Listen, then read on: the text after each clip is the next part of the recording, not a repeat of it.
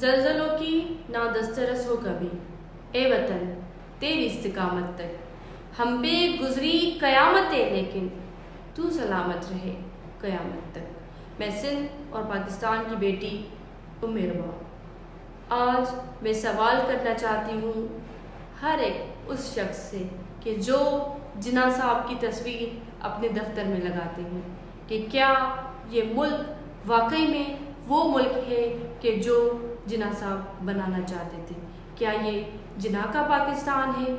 اگر اس کا جواب نفی میں ہے تو میں سندھ کی بیٹی، پاکستان کی بیٹی یہ درخواست کرنا چاہتی ہوں، یہ گزارش کرنا چاہتی ہوں کہ آئیں اس ملک کی بہتری کی خاطر اپنا کردار ادا کریں۔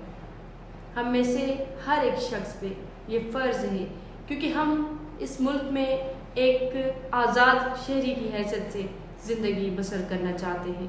آج کیا ہم آزاد ہیں؟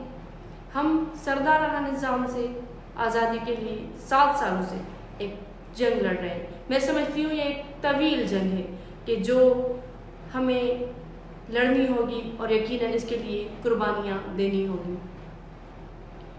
امام حسین علیہ السلام کا فرمان ہے کہ مومن کی یہ پہچان ہے کہ وہ اپنے وطن کے ساتھ وفادار ہوتا ہے۔